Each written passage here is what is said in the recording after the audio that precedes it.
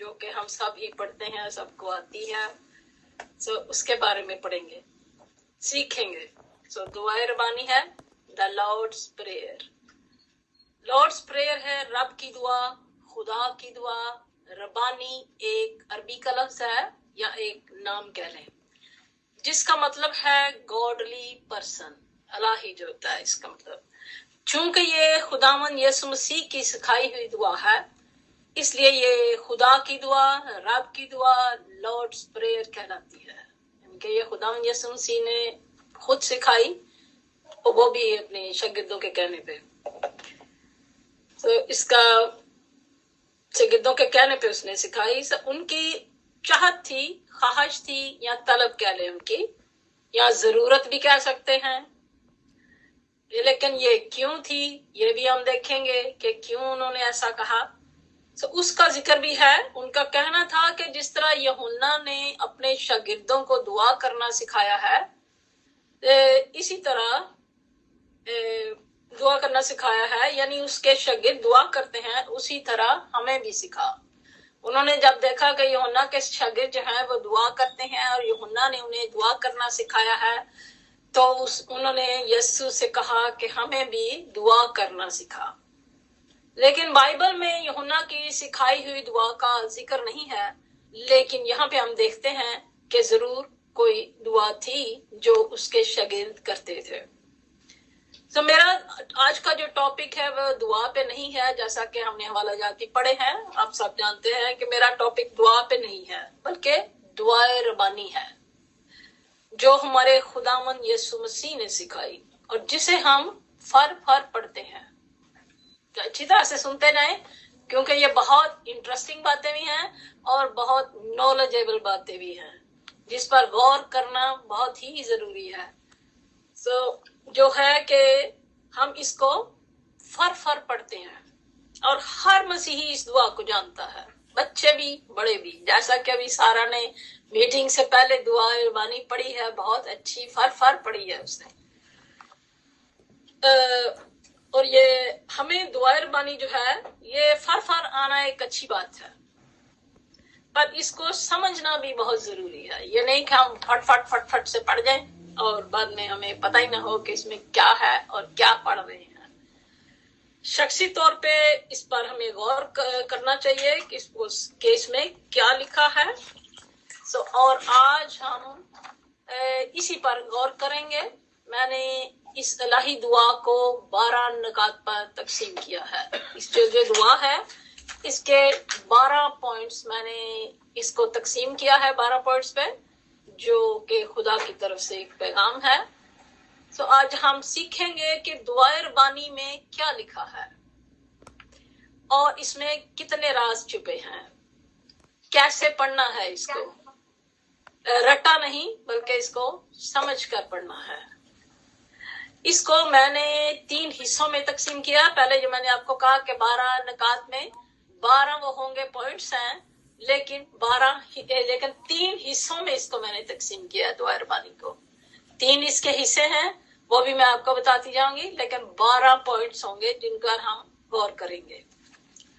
पहला हिस्सा जो है वो है खुदा बाप का है। दूसरा हिस्सा इंसान का है, और तीसरा हिस्सा जो है वो फिर से खुदा का है। तो 12 पॉइंट्स जो है पहले हम वहां से शुरू करेंगे। वो ये हैं कि पहले हिस्से में यानी खुदा के लिए जो होंगे वो चार पॉइंट्स हैं, 4 नुकात हैं जो खुदा के लिए हैं। उसमें है कि आए हमारे बाप, पहला है। दूसरा होगा तू जो आसमान पर है, ये दूसरा पॉइंट है। तीसरा होगा तेरा नाम पाक माना जाए। चौथा है तेरी बादशाही आए। सो खुदा के लिए पहले हिस्से में 4 पॉइंट्स हैं, 4 नुकात हैं। दूसरा हिस्सा जो है वो इंसान के लिए है। ये गौर करते जाएं कि ये दुआ रबानी है, और दुआ रबानी को मैंने 3 हिस्सों में तकसीम किया है। और दूसरे हिस्से में जो है वो इंसान के लिए है, और वो 5 नुकात पर मबनी है। 5 नुकात इस तरह से हैं कि जैसे कि पहला है कि तेरी मर्जी जैसी आसमान पर पूरी होती है, जमीन पर भी हो। दूसरी है हमारी रोज की रोटी आज हमें दे। तीसरा है, और जिस तरह हमने अपने कर्जदारों को माफ किया है, तू भी हमारे कर्ज हमें माफ कर। चौथा है, और हमें आजमाइश में ना ला। पांचवा है, बल्कि बुराई से बचा। अब ये इंसान के लिए था। अब तीसरे हिस्से में पहुंचते हैं, और वो आखिरी हिस्सा फिर से खुदा के लिए है। उसमें पहला जो पॉइंट है वो है क्योंकि बादशाही, जो बादशाही है वो पहला है। दूसरा है कुदरत। तीसरा है, और जलाल हमेशा तेरा ही है, आमीन। तो हम अब 12 के अदद पर भी गौर करेंगे, 12 के लफ्ज पर भी गौर करेंगे, और ऐसे ही मैं आपको गौर नहीं करवाऊंगी अपने पास से। बाइबल के मेरी कोशिश होगी कि हर हिस्से में मैं आपको बाइबल से एक हवाला जरूर पेश करूं, ताकि ये ना हो कि ऐसे ही होता है कि कभी कभी लोग समझते हैं कि आप अपने पास से ही बातें बना बना के बयान करते हैं। ऐसा नहीं है। बाइबल में से एक हवाला मैं आपको जरूर दूंगी, ताकि उसको आपके लिए वो फायदेमंद साबित हो। आप उसको बाद में पढ़ सकें, उसको देख सकें, उसको समझ सकें क्या या वाकया ही ये ठीक है। अभी मैं 12 के बात पे गौर करूंगी, 12 नंबर पे। जो 12 नकात मैंने अभी दुआए रबानी में से देखे हैं, मैंने खुद इस पे जो मैंने सर्च किया है, रिसर्च की है, वो मैंने लिखे हैं 12 पॉइंट, जो उस पर गौर करेंगे कि बाइबल के मुकद्दस के बाइबल क्या कहती है। सबसे पहले तो सबको मालूम है कि इसराइल के 12 कबीलों के बारे में, कि इसराइल के 12 कबीले हैं। इसका जिक्र जो है आगे चलकर मैं 12 के लफ्ज की बात कर रही हूँ। तो मुकाशफा 21 बाब उसकी 12-27 आयत में भी 12 की अहमियत पर जो है उस पर गौर करेंगे हम। यहाँ पे जो है यूहन्ना अरब शहर मुकद्दस यरूशलेम को आसमान पर से उतरते देखता है। जो मुकाशफा में ये बाब है, 21 बाब की मैं बात कर रही हूँ। यूहन्ना अरब जो है वो शहर मुकद्दस को, यरूशलेम को आसमान पर से उतरते देखता है। ये वहां लिखा है, जहाँ पे अभी हवाला पढ़ा गया है, वहां पे लिखा है ना कि फौरन ही मैं रूह में आ गया।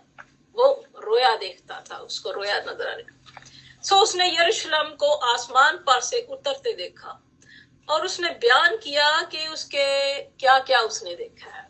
अभी हम देखेंगे क्या क्या है। लिखा है कि 12 दरवाजे, 12 फरिश्ते उसने देखा, और 12 कबीलों का जिक्र किया उसने, 12 बुनियादें उसने बयान किया है, और उन पर बर्रा यानी कि यीशु के 12 रसूलों के नाम लिखे थे। ये भी उसने पढ़ा। उसने इतना कुछ रोया में गौर से देखा कि वहां पे क्या हो रहा है। इसके अलावा 12 जवाहर जो हैं, मोती जो कह ले, नहीं मोतियों का जिक्र बाद में, ये 12 जवाहर जो हैं। इसके बाद शहर की पैमाइश जो थी वो भी 12,000 फरलांग, ये इसका भी उसने देखा। और उसके बाद 12 दरवाजे जो थे उसने लिखा है कि 12 दरवाजे जो थे वो 12 मोतियों के थे। तो 12 मोतियों का भी वहां जिक्र है। मैं बहुत ज्यादा तफसील में तो नहीं जाऊंगी, मेरा जो टॉपिक है मैं उस पर ही रहूंगी, ज्यादा नहीं कर जाऊंगी दूसरे में, क्योंकि मोतियों का भी जिक्र है, उनके नाम लिखे हुए हैं। 22 आयत वहां कोई 22 आयत में लिखा है, वहां कोई मकदिस नहीं था। जो यरूशलेम आसमान पर से उतरा उसने देखा, वहां कोई मकदिस नहीं था, बल्कि खुदावंद खुदा कादर मुतलक और बर्रा यानी यीशु उसका मकदिस है। वहां उसको, उस यरूशलेम को जो आसमान से उतरा, उसको मकदिस की जरूरत नहीं थी, क्योंकि खुदावंद खुदा कादर मुतलक और बर्रा उसके मकदिस है। ये सब कुछ मैंने 12 पॉइंट्स की अहमियत के लिए बयान किया है कि खुदा की दुआ में 12 बातें बयान की गई हैं। ये 12 का लफ्ज है और 12 बातें बयान की गई हैं, और 12 की अहमियत मैंने आपको बता दी है कि ये क्या कुछ है। इसके अलावा भी बहुत कुछ है, क्योंकि बाइबल में बहुत गहराई है, और इतना इल्म है कि हम सब कुछ एकदम से बयान नहीं कर सकते हैं। अपने टॉपिक के हिसाब से ही बयान करते हैं। तीसरा जो पॉइंट है वो है तेरा नाम पाक माना जाए। तो खुदा का नाम पाक मानना। पहला जो था हमने देखा है कि आए हमारे बाप तू जो आसमान पर है। तीसरा है कि तेरा नाम पाक माना जाए, खुदा के नाम को पाक मानना। सो खरूज 20 बाब 7 आयत में लिखा है, तू खुदावंद अपने खुदा का नाम बेफायदा ना लेना, क्योंकि जो उसका नाम बेफायदा लेता है खुदावंद उसे बेगुनाह ना ठहराएगा। आमतौर पर लोग इस बात को समझते भी नहीं है और ना उस पर गौर करते हैं कि खुदा का बेफायदा नाम लेने का क्या मतलब, क्या नुकसान होगा। इस पे खुदा ने लिखा कि वो उसे बेगुनाह ना ठहराएगा, ये गुनाह उसके ऊपर साबित होगा और उसको बेगुनाह को नहीं ठहराएगा। सो आगे हम देखेंगे कि वो पाक तो खुदा है ही, पाक तो वो है ही, पर माना जाए का क्या मतलब है कि तेरा नाम पाक माना जाए। ये वही है जो 10 अहकाम में कहा गया है, खुदा का नाम बेफायदा ना लेना, इसी को कहते हैं। यानी जहां पाक नाम इस्तेमाल नहीं करना चाहिए, अगर हम गुनाह में जिंदगी बसर कर रहे हैं तो खुदा खुदा करके रियाकारी के मुर्तकिब नहीं होना चाहिए हमें, कि हम खुदा खुदा करते रहे लेकिन गुनाह में जिंदगी गुजारते हैं। इसीलिए यीशु मसीह ने फरमाया, जो खुदावन खुदावन कहते हैं वो सब खुदा की बादशाही में दाखिल नहीं होंगे। ये वो लोग हैं जो ना खुद पाकीज़गी इख्तियार करते हैं और ना अपने बाप यानी कि खुदा के नाम को पाक मानते हैं। जो आप एक मैं मिसाल के तौर पर मिसाल देना चाहती हूँ कि आप ये गौर करें कि हम खुदा के नाम को पाक मानने के लिए हम गौर नहीं करते हैं कि उसका नाम हमें कहाँ लेना चाहिए और कहाँ नहीं लेना चाहिए। लेकिन अगर आप देखें कि आपके अपने जो दुनियावी हमारे बाप है, हम उनका नाम जो है इस तरह खराब नहीं करते हैं, उनके नाम के साथ हम रियाकारी नहीं करते हैं कि हम उनका नाम किसी भी जगह पे इस्तेमाल कर लें। ऐसा नहीं होता है कि हम उनके गलत जगह पे भी अपने बाप का नाम इस्तेमाल कर लें। हमारी कोशिश होती है कि हम अच्छे ही लफ्जों में और अच्छी ही जगह पे अपने बाप का नाम इस्तेमाल करें, बल्कि कोशिश होती है कि हमारी वजह से नाम खराब ना हो, हम अपने माँ बाप का नाम खराब ना करें, ये भी हमारी कोशिश होती है। इसलिए हमें इस बात पर गौर करना है कि खुदा के नाम को पाक माना जाए, उसके नाम को भी पाक माने, जहाँ पे नहीं इस्तेमाल करने की जरूरत ना करें। ऐसे ही मसीह ने इसीलिए तो कहा कि हाँ हाँ में तुम्हारा जवाब हो और ना ना में। ऐसा नहीं है कि रियाकारी करने से हमेशा मना किया गया है। और मसीह जो है वो आपको पता है कि ये मसीह ने फकीयों और फरीसियों को और रियाकारी पे वो उनको हमेशा मुलामत करता रहा कि रियाकार लोगों, सफेदी फिरी हुई कब्रों। मसीह ने बहुत सारी बातें कही इस बारे में। तो हमें रियाकारी से बाज रहना है। और कभी कभी पहले मैं खुद भी गौर किया करती थी कि ये क्यों लिखा है कि जो मुझसे खुदा खुदा करते हैं लेकिन वो सब खुदा की बादशाही में दाखिल नहीं होंगे।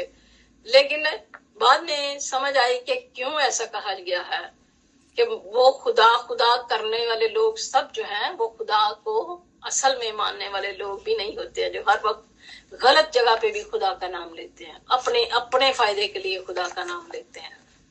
इसलिए उनके लिए लिखा गया है कि वो जो बेफायदा नाम लेंगे वो उनको खुदा बेगुनाह नहीं ठहराएगा, उनको वो गुनाहगार ठहरेंगे।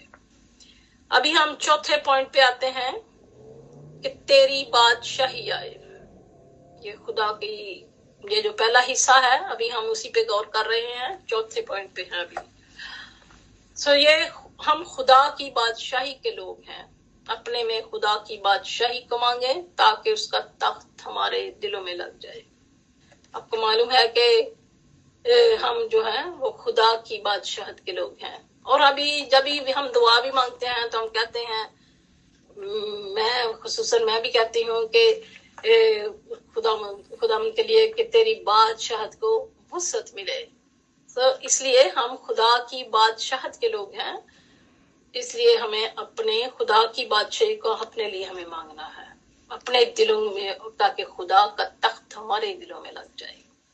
तो मत्ती 23 बाब में आसमान की बादशाही को यीशु ने बयान किया है। ये मैं साथ साथ हवाले इसलिए देती हूँ कि आपको मालूम हो कि आसमान की बादशाही कहाँ पे क्या मतलब है, खुदा की बादशाही का क्या मतलब है।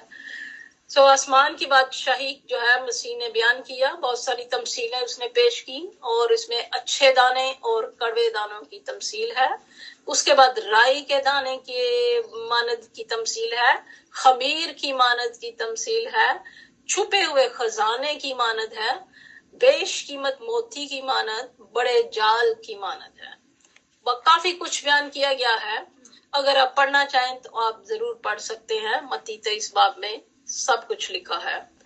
متی 6 باب 33 میں یسوع نے کہا، پہلے تم اس کی بادشاہی اور اس کی راست بازی کی تلاش کرو تو یہ سب چیزیں بھی تمہیں مل جائیں گی۔ کیونکہ اس نے کہا کہ تم یہ دنیاوی چیزوں کی فکر میں نہ رہو، اگر تم اس کی بادشاہی اور اس کی راست بازی کی پہلے تلاش کرو تو یہ چیزیں تو خدا تمہیں ایسے ہی دے دیتا ہے۔ وہ ایک خدا کا خادم تھا تو اس نے یہی کہا کہ وہ تو یہ چیزیں وہ ہمیں چونگے میں ہی دے دیتا ہے، کہ فری میں ہی دیتا ہے۔ وہ ہمیں اس کی بادشاہی اور اس کی راست بازی کی پہلے تلاش کرنی ہے، تاکہ وہ جو چونگا اس نے دینا ہے وہ چونگے میں ہی دے دیتا ہے یہ سب چیزیں ہمیں۔ یہ جو دنیاوی چیزیں ہم مانگتے رہتے ہیں اور پریشان بھی رہتے ہیں، خدا ہمیں خود بخود ہی دے دیتا ہے۔ وہ ایسے ملتی ہیں کہ ہمیں پتہ بھی نہیں چلتا کہ کیسے مل گئی۔ اس لیے اس کی بادشاہی اور اس کی راست بازی کی تلاش کریں، سب چیزیں بھی مل جائیں گی۔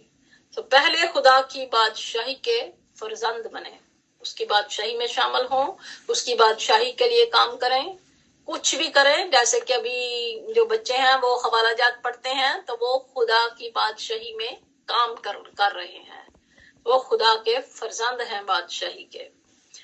اور یہ بھی شفایت کریں کہ خدا کی بادشاہی میں اور لوگ شامل ہوں، یعنی کہ اور روحیں جیتی جائیں اور لوگ توبہ کریں، نجات پائیں اور خدا کی بادشاہی میں شامل ہوں۔ یہ بھی دعا کریں۔ یہ دعا کا حصہ ہے کہ ہمیں دعا کرنی ہے کہ تیری بادشاہی آئے۔ اگلا جو ہے وہ ہے، تیری مرضی جیسی آسمان پر پوری ہوتی ہے زمین پر بھی ہو۔ یعنی اب ہم دوسرے حصے میں داخل ہو چکے ہیں، یعنی کہ جو انسان کے لیے حصہ ہے اس میں داخل ہو گئے ہم دوسرے حصے میں، کہ اس میں وہ کہتا ہے کہ تیری مرضی جیسی آسمان پر پوری ہوتی ہے زمین پر بھی ہو۔ اب ہم جو ہے دعا کرنے والے جو انسان ہے وہ دعا کر رہا ہے اپنے لیے کہ آئے ہمارے باپ، جیسی تیری مرضی آسمان پر پوری ہوتی ہے ویسی ہی زمین پر ہو۔ اب یہ دیکھیں گے کہ اس کا کیا مطلب ہے۔ خدا کی تمجید کرنے کے بعد وہ یہ کہہ رہا ہے کہ جس طرح خدا کی مرضی سے آسمان پر سب کام انجام پاتے ہیں، اس طرح زمین پر بھی اس کی مرضی پوری ہو۔ یعنی کہ اس کے کلام پر عمل کرنے والے، خدا کی تمجید کرنے والے اور صلح رکھنے والے۔ خدا اپنی مرضی ہم پر نہیں تھوپتا۔ آپ کو پتا ہے یہ کہ خدا ہمیں فورس نہیں کرتا ہے، وہ اپنی مرضی ہم پر نہیں تھوپتا، ورنہ آدم اور حوا کا گناہ سرزد نہ ہوتا۔ اگر خدا نے ان پر اپنی مرضی تھوپی ہوتی تو وہ کبھی بھی وہ جو ہے وہ گناہ نہیں کرتے، کیونکہ ان کے پاس فری ول نہ ہوتی۔ یہاں پہ خدا نے کیونکہ ہمیں فری ول دے رکھی ہے کہ ہم اپنی مرضی سے گناہ کی طرف جائیں یا خدا کی طرف جائیں۔ اس کے لیے حوالہ دیکھیں گے کہ باپ کی مرضی کیا ہے۔ اب یہ بھی دیکھیں گے کہ باپ کی کیا مرضی ہے۔ یہ جو وہ کہا جا رہا ہے دعا میں کہ تیری مرضی جیسی آسمان پر پوری ہوتی ہے زمین پر بھی ہو۔ سب ہم دیکھیں گے کہ باپ کی مرضی کیا ہے۔ تو باپ کی مرضی ہے یوحنا 6 باب اس کے 40 آیت جو ہے اس میں لکھا ہے، کیونکہ میرے باپ کی مرضی یہ ہے کہ جو کوئی بیٹے کو دیکھے اور اس پر ایمان لائے ہمیشہ کی زندگی پائے اور میں اسے آخری دن پھر زندہ کروں۔ کیا ہی خوبصورت آیت ہے۔ یہ اس کی مرضی ہے۔ یہ سنیں فرمایا، یہ سنیں یہ خود کہا کہ باپ کی تو یہ مرضی ہے کہ جو اس کے بیٹے کو دیکھتا ہے اس پر ایمان لاتا ہے وہ ہمیشہ کی زندگی پائے۔ باپ کی یہ مرضی ہے اور پھر میں اس کو آخری دن زندہ کروں۔ اس کے بعد جو ہے آگے ہم بڑھیں گے، ہماری روز کی روٹی آج ہمیں دے۔ ہماری روز کی روٹی کے لیے آج ہمیں دے۔ سو یوحنا 6 باب میں یسوع نے کہا زندگی کی روٹی میں ہوں. یسوع مسیح جو ہے وہ زندگی کی روٹی ہے، خدا کی روٹی ہے، آسمان سے اتری ہوئی روٹی ہے، حقیقی روٹی جو ہمیشہ کی زندگی بخشتی ہے. یہ ہمارا خداوند یسوع مسیح ہے جس کے بعد کوئی بھوکا پیاسا نہیں رہتا. یسوع نے کہا جو روٹی میں تمہیں کھانے کو دوں گا اس کے بعد تمہیں بھوک نہیں لگے گی. جو پانی زندگی کا پانی میں دوں گا کوئی پیاسا نہیں ہوگا. خداوند کا کلام جو ہے وہ زندگی کی روٹی ہے، روحانی غذا ہے. یہ اپنے لیے روز دعا میں خدا سے کلام مانگے، اپنی روحانی خوراک مانگے. اس کے علاوہ دنیاوی ضروریات ہیں، ہم ان کے لیے بھی دعا کریں کہ ہماری روز کی روٹی آج ہمیں دے. یہ ہماری روز کی روٹی کا مطلب ہے کہ ہمیں روحانی اور دنیاوی ہمیں دونوں طرح سے ہی دعا کرنی ہے، اور اپنے لیے روز کلام مانگیں خدا سے، اس روحانی خوراک کو حاصل کریں اس سے، اور اپنی ضروریات بھی اس کے سامنے رکھیں. یہ ہماری روز کی روٹی کا ہے.